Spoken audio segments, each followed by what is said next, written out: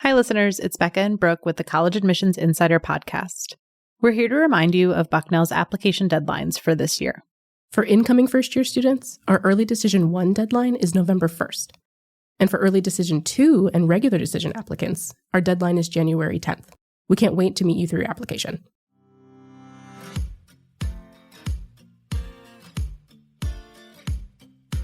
Hello, everyone, and welcome to another episode of College Admissions Insider, where we bring you expert advice to help you start, continue, or complete your college search.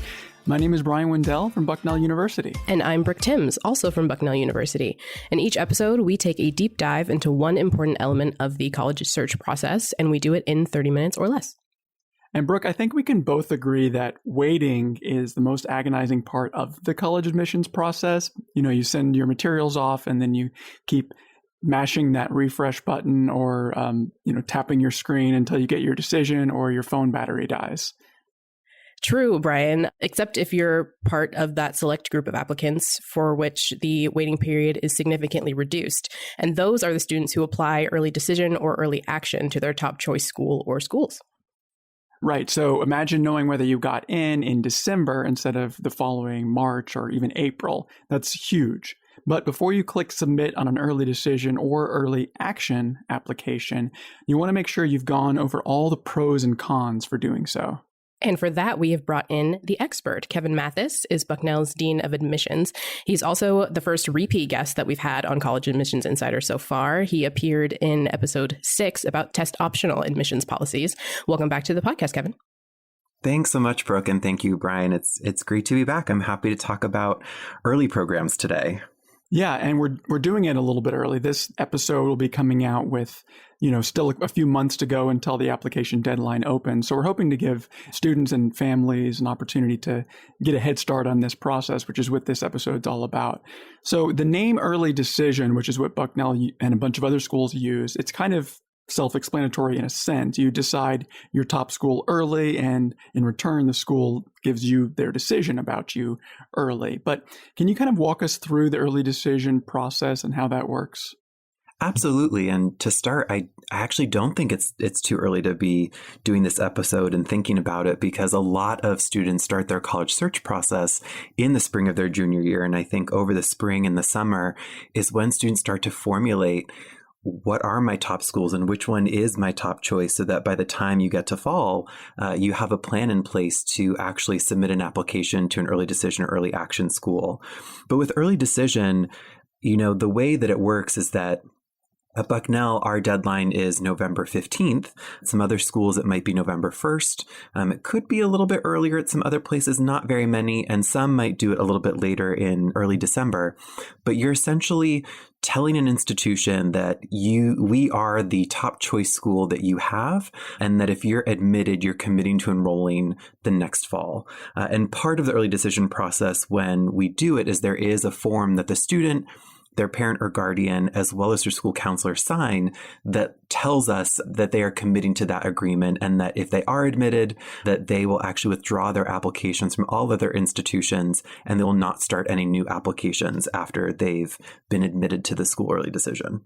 And you mentioned there, it's kind of a way for a student to indicate to a school that school is the top choice for them. But are there any other reasons that a student might want to apply early decision? And the main one is that it's the top choice, but I also think that it can be some things like thinking about, statistically speaking, that a lot of institutions, the admit rates can be a bit higher. So thinking about things like there's nobody in the class yet. We're starting from scratch. I think particularly for some programs that might be a little more competitive at schools you're applying towards, it might just help give an edge. So I think that that's one of the reasons why students might start thinking about that. And for some students, it actually is simple. Some of them are really looking to end the application process early on in their senior year, are looking to have that decision to make the commitment. And then when they get to the winter and spring of their senior year, they already know what the outcome is and where they're going, and they can kind of enjoy that last half of the year as a senior before they graduate. And we know it's not for everybody. Not every student is going to end up applying to early decision or going to an early decision school. Are there some circumstances where you might recommend that a student not pursue the early decision option? I do. I think that for students who really want to learn all of their options, that an early decision option is not good because you're making that binding commitment. You're not going to get the outcomes of your applications to other institutions. So if you're somebody who really wants to have every option available to you, early decision is not the way to go. I would say the other big one would be financially. So as families think about the commitment to an institution and paying for 4 years of college, making sure that you're doing the research ahead of time to make sure that if you are going to go early decision, that financial piece is also part of the decision-making process. And if you feel like you need to be weighing lots of options financially, I think early decision's not the best way to go. And that's something that families are considering. For students who are interested in early decision and kind of leaning towards that option, I know that Bucknell and some other schools kind of split early decision into 2 separate deadlines. At Bucknell, early decision 1, early decision 2. Can you tell us the reasoning behind that kind of split and how that might affect some applicants? Absolutely. I think it's that it gives some students more time. As much as some students are ready by November 15th in Bucknell's case to be applying early decision 1, that's fantastic. But there are students who their search may be taking a little bit longer and they might need a little more time to decide that Bucknell or another institution is their top choice. And I think having a second deadline of January 15th helps them get a little bit of extra time to make that decision and still have that great outcome of, hopefully being admitted and getting the decision earlier, or just finding out the decision in general earlier so that they can know what, if their top choice is an option and how to move on from there. And Kevin, just to make things more complicated sometimes for students and families, there's also early action, which Bucknell doesn't offer, but other schools do.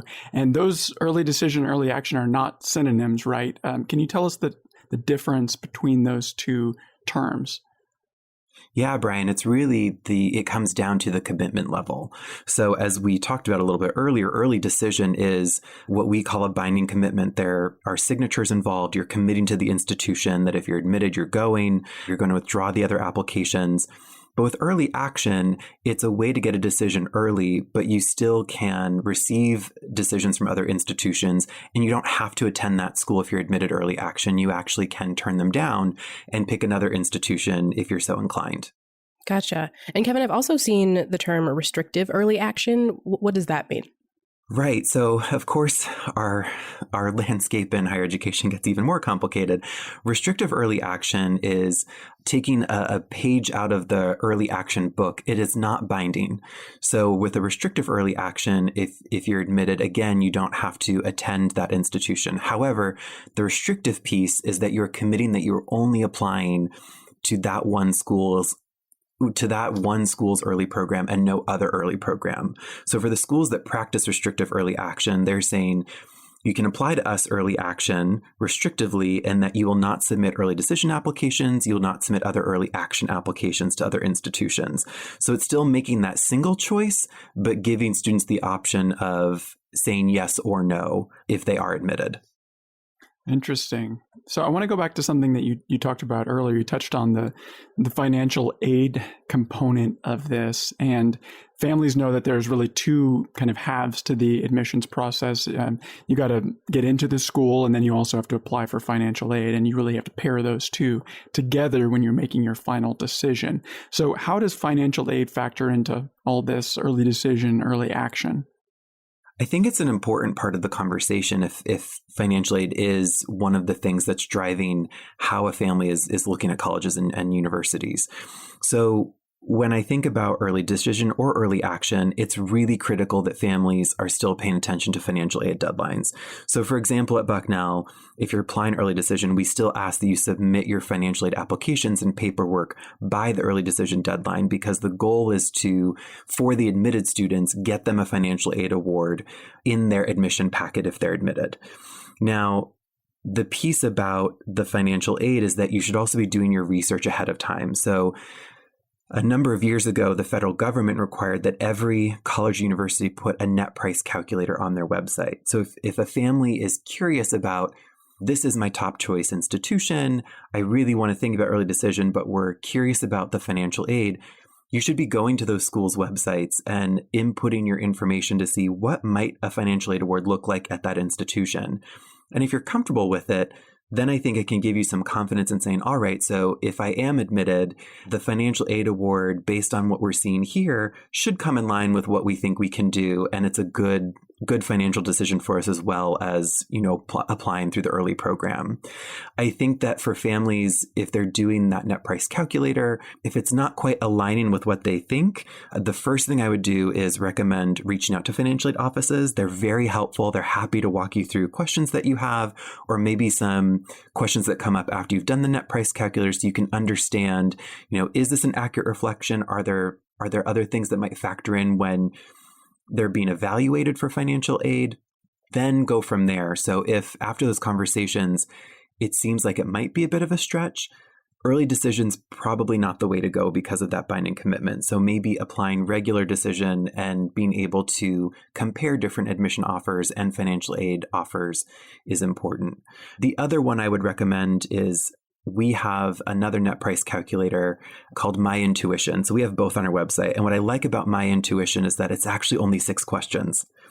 And what it does is it offers a range. So it's not going to be as specific as our net price calculator, but it'll tell you, based on the data points you've given us, on average, the award could be this. If we go up to the top end, you could get up to this amount, but then it could be as low as this much. So it gives a nice range of kind of a middle 50% range, as well as the middle number of what the aid award might look like. So it's a little bit quicker, can give you a better ballpark. But if you want that more specific estimate, I would say the net price calculator.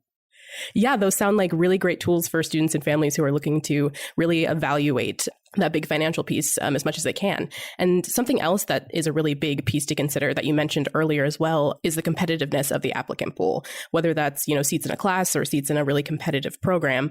And I've seen schools promote early decision and early action admit rates are higher, or maybe higher than regular decision admit rates. And so why would that be the case? And is that true at Bucknell? Yeah, Brooke. So I'll start with answering the second part of your question, which it is true for Bucknell as well. So when I think about early decision 1, I would say the admit rate in the last couple of years has ranged between 60 and 65%.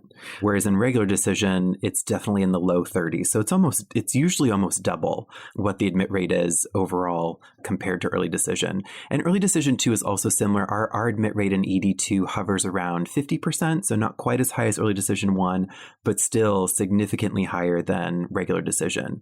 And the reason for that is, when I think about building a class, that first group, that early decision 1, I have 0 students in the class based off of my target from the institution. And this year that target's 990 to 1,000. So when you think about going into early decision 1, I have 0 students out of 990 to 1,000. So I have a very clean slate, and we can do as much as we would like to do in the early decision 1 round. And it helps us kind of meet that goal of getting to the institution's target for a first year class. I would say the other thing about early decision 1 and why those admit rates are higher is that we like to say it's our most generous review. And by that, I mean, we're really lucky at Bucknell, and I think all other selective institutions, that we have more well-qualified students than we have room for. So when I think about early decision candidates, we're admitting at such a high rate because the students can be academically successful at Bucknell. And I think the difference is it's a smaller pool. There are less students in it to be thinking about. So who else is in the pool at that point is much, much smaller. And when you get to regular decision later on, the students who got in an early decision are just as qualified. It's just that in regular, there's so many more students who are hitting all those qualities and characteristics and academic capabilities that we're looking for. We can't take them all. And that's when it gets really competitive in the regular rounds. So I think that's why, I start to see admit rates higher and early, because we can just take more students who can really be successful, and we don't have to say no as much because we just have the room at that point. That's interesting. Hearing all this talk about early decision, it kind of assumes that the student has just one school, right? And they've got, the stickers and the banner on their wall, and they've been talking about how they're going to go to this one school for as long as they can remember. But there's probably some families where there's a tie at the top, maybe 2, 3, 4 more schools that are their top choice. And there's really such a narrow difference between them in their minds. So is early decision right for those students and their families, or should they be taking the regular decision route? That's a tough call because I understand it. I understand how you can have multiple schools that are hitting everything that you're looking for. And I think it's a good conversation to have as a family, but also with school counselors. So as a student's working with their school counselor, their college counselor, it can be a good conversation to talk about, is early decision or early action the right choice for me as I navigate this? And I think if you truly can't figure out of that, group of 2 or 3 or 4, which one is the top, then maybe delaying can be a good thing. But I also think that given some of the statistics out there about increased admit rates, if you can come up with one that can be a top choice, financially makes sense for your family, I always think it's not a bad idea to go that route. And I also think that when you move through the process, that's when you can think about things like which schools offer early decision to. So when you get into that decision making, coming up with that list, if there are schools that offer early decision to, you might be able to say, well, I'll apply to this school ED1 because they only offer ED1. And if it doesn't work out, I know I have a clear number 2 that I can maybe then go early decision to a little bit later on in the year and still reap some of those same benefits that I would have in early decision 1. That's a good point, because it's not like it's your one shot. It's not like ED1 is your one shot. And if you don't get into that school, then you're out of luck, because at Bucknell, for example, they find out in mid-December, right? So that's before the deadline for other schools on their list. That's really, really interesting.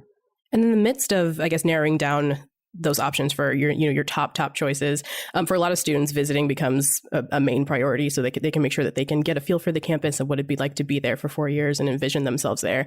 And under normal circumstances, that is totally possible. But as we're recording this episode, many schools are still closed to admissions visitors. And so I'm wondering how an early decision applicant might make that kind of commitment to a school that they aren't able to visit. We talked about that at length in our very first episode called Choosing a College Without Visiting. But I'd love to hear your tips as well for those students who are having trouble with that in the midst of COVID.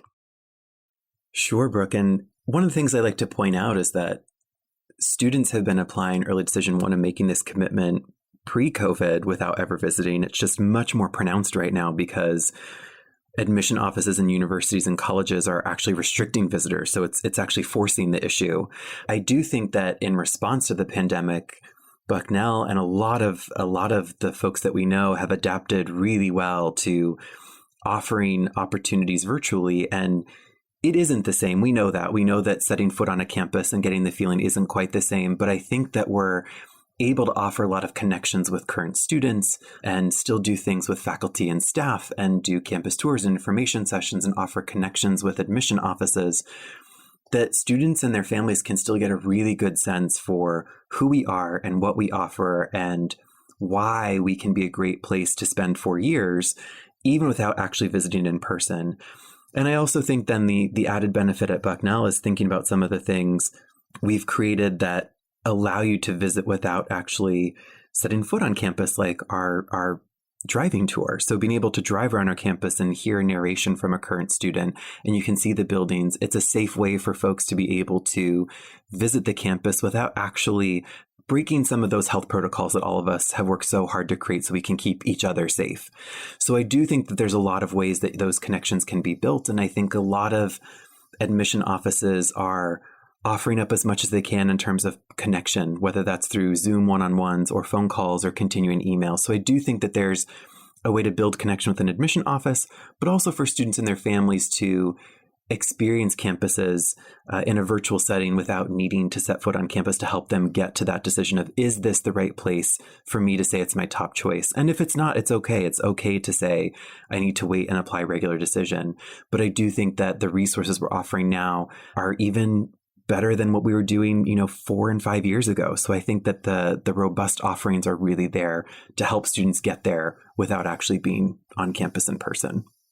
Yeah, the pandemic has really forced schools to kind of step up their game when it comes to those virtual options. And we've tried to do that at Bucknell as well. And you guys have been doing a great job. I also, Kevin, would love to hear kind of as a closing thought, your reaction as the Dean of Admissions, as someone who gets to read all of these applications and see all these great students. And then with ED students, 9 months later, there they are, right, on campus, learning as part of the Bucknell community. What's that like to be a part of that student's academic journey, a part of their transition from high school into college? It's pretty incredible. You know, one of my favorite moments at Bucknell, and it's a campus tradition, is the first day of first year move-in. There's a matriculation ceremony in the evening. And by that point, families have departed campus, and it's first years really being on their own for the first time. And I'm fortunate enough to be one of the speakers that evening. And I always love looking out at the first year class and saying, these are the students that my team and I have read and potentially met on the road or via our virtual offerings.